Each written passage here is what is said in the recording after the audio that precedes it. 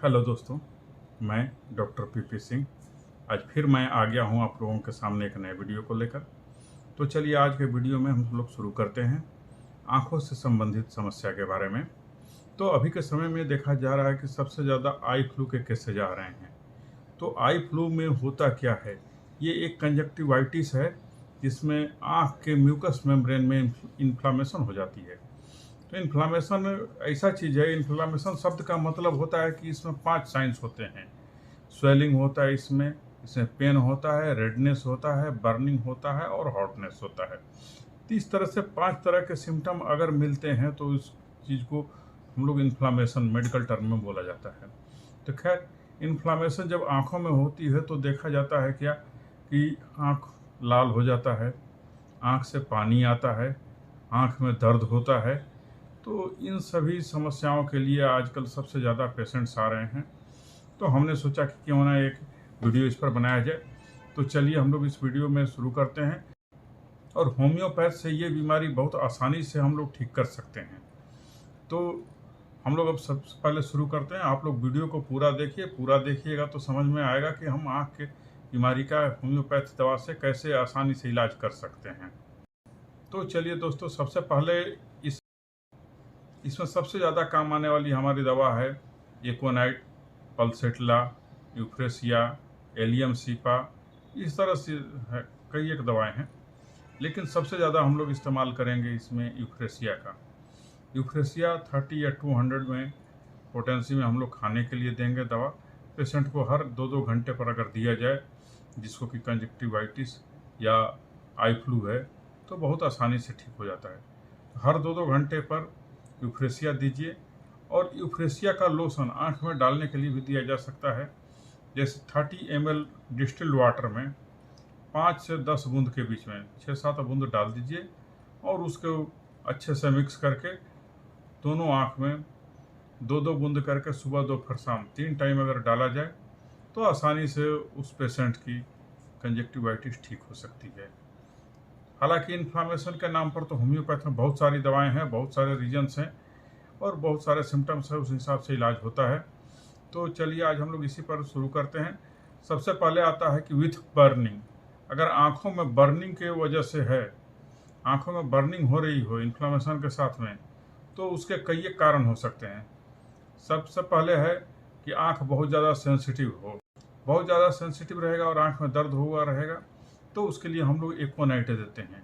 एकोनाइट का पेशेंट जो होता है उसको बहुत ज़्यादा दर्द बताता है। दूसरी आती है वो बाइटिंग, लगेगा कि जिससे आँख में कुछ काट रहा है, तो ऐसी स्थिति में हम लोग उसको एलुमिना देते हैं। अगर उसको चोट लगने की वजह से आँखों में जलन हो रही हो तो हीपर सल्फ देते हैं। चोट लगा हो या कहीं घाव हो गया हो तो इस स्थिति में हम लोग हीपर सल्फ देते हैं। अगर पेशेंट को ये आँख में जलन के साथ ये महसूस हो रहा हो कि बहुत ज़्यादा आँख ड्राई है, आँख का भीतरी लेयर जो है बहुत ज़्यादा ड्राई हो रहा है, तो ऐसी स्थिति में हम लोग स्टेफिसगेरिया देंगे। अब आते हैं फ्लो ऑफ टीयर। आँख से पानी आ रहा हो, लैक्रिमेशन आ रहा हो, तो इस स्थिति के लिए अगर लैक्रिमल डिस्चार्ज आँख से जो आ रहा है पानी वो एक्रिड है यानी कि एसिडिक है, तो ऐसी स्थिति में हमारे यहाँ 2 दवाएं हैं, एक तो यूफ्रेसिया और दूसरा आर्सेनिक। इन 2 दवाओं से हम उसको ठीक कर सकते हैं।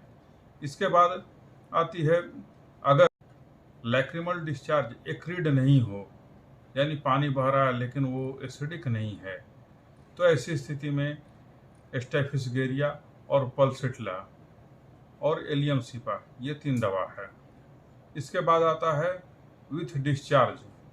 आँख से जो डिस्चार्ज हो रहा है, तो लैक्रिमल अलग था, लैक्रिमल भी डिस्चार्ज है लेकिन ये एक तरह से आंसू टाइप से आएगा, टीयर डिस्चार्ज, जबकि डिस्चार्ज का मतलब होता है पस टाइप का, वो गाढ़ा रहेगा। तो अगर मान लिए कि आँख से गाढ़ा गाढ़ा डिस्चार्ज आ रहा है जो एक्रिड नहीं है, एसिडिक नहीं है, तो वैसे स्थिति में हम लोग एलियम सीपा देंगे। दूसरी स्थिति आती है थिक येलो, आँख से पीला पीला और गाढ़ा डिस्चार्ज आ रहा है, तो वैसी स्थिति में हम पल्सेटला देंगे। तीसरी स्थिति आती है कॉर्नियल ओपेसिटी। आँख में लगेगा कि जैसे पेशेंट बोलता है कि आँख के आगे कुछ ऐसा हो जाता है कि ठीक से दिखता नहीं है, साफ दिखता नहीं है, और आँखों को पोंछते हैं तो कुछ निकलता है, हल्का सा लेयर जैसा आ जाता है। तो वैसी स्थिति में हम लोग कैलकेरिया कर देते हैं। फिर एक स्थिति आती है कि आँखों से प्रूलेंट डिस्चार्ज। प्रूलेंट मीन्स पस। अगर पस डिस्चार्ज होता है तो इसके लिए अलग अलग तरह से दवा है। तो ठीक है, इसमें देखते हैं पहला आता है फिस्टुला लैक्रिमेटिस।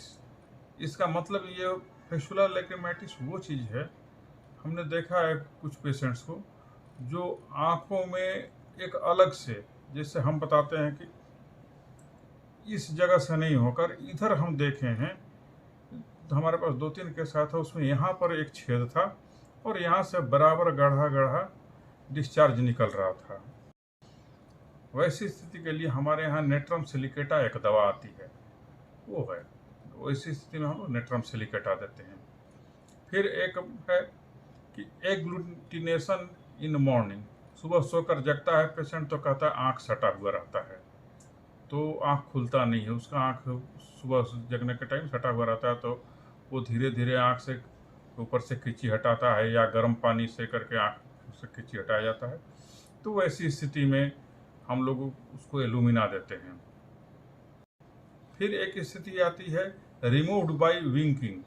इसका मतलब ये होगा कि आँखों में जो है लैक्रिमल डिस्चार्ज आ रहा है, वो गाढ़ा प्रूलेंट टाइप से आ रहा है, और उसको बार बार इस तरह से कर करके आँखें बंद करके खोलता है या आँख को बंद करके थोड़ा सा उसको मलता है।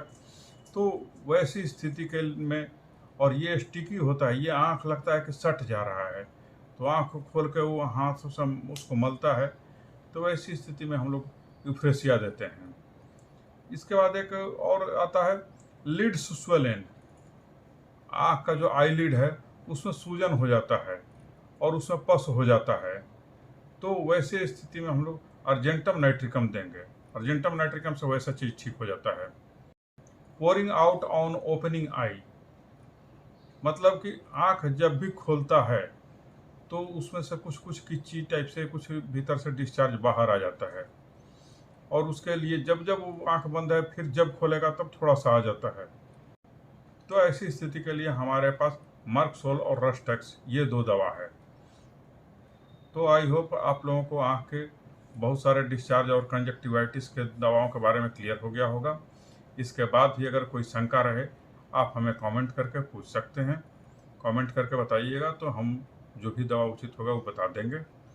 और अगर आप लोगों ने हमारे चैनल को अभी तक सब्सक्राइब नहीं किया है तो चैनल को सब्सक्राइब कर दीजिए, और इस तरह के और भी वीडियो पाने के लिए हमारे चैनल पर आइए, चैनल को सब्सक्राइब कर दीजिए, वीडियो को लाइक कीजिए, शेयर कीजिए और बेल आइकन को दबा दीजिए ताकि मैं अगला जो भी वीडियो बनाऊं उसकी नोटिफिकेशन आप सभी तक पहुंच सके।